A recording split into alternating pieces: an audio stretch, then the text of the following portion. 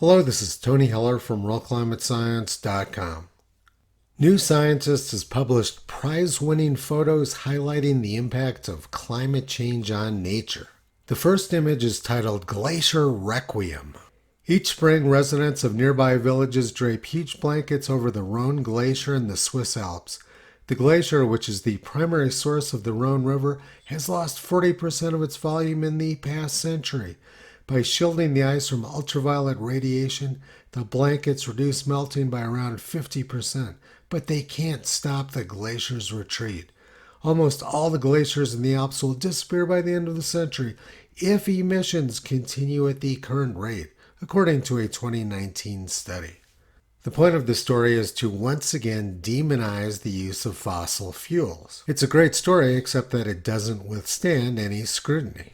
In the year 1900, it was reported that 63 out of 73 glaciers in Switzerland were retreating.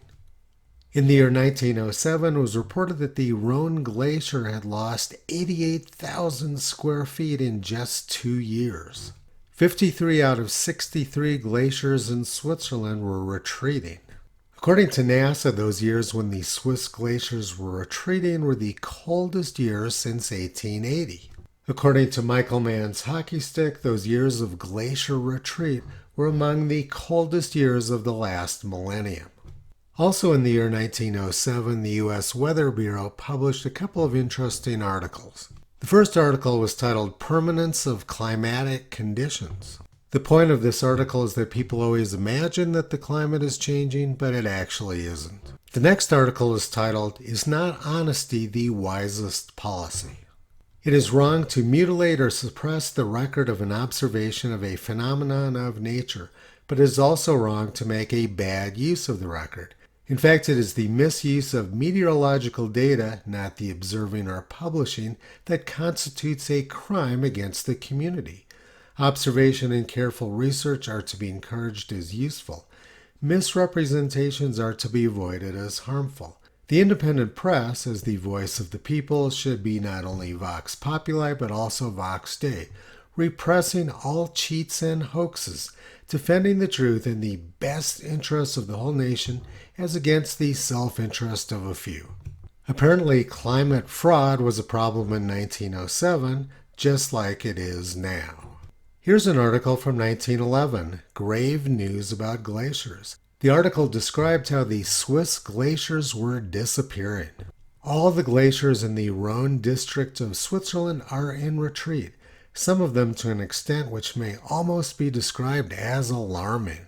Here's an article from 1915, Swiss Glaciers Shrinking. All of Switzerland's glaciers are receding perceptibly, one notable one having shrunk more than 1,000 feet in the last 10 years. In 1912, it was reported that except over a small area, the glaciers of the world were retreating to the mountains. This included Greenland's largest glacier, which had retreated 4 miles since the year 1860. November 26, 1903, the Jakobshavn Glacier in Greenland had receded 8 miles since 1850 and lost 20 to 30 feet in depth. The Jakobshavn Glacier was retreating rapidly since 1850, but now according to NASA, that same glacier has been growing in recent years.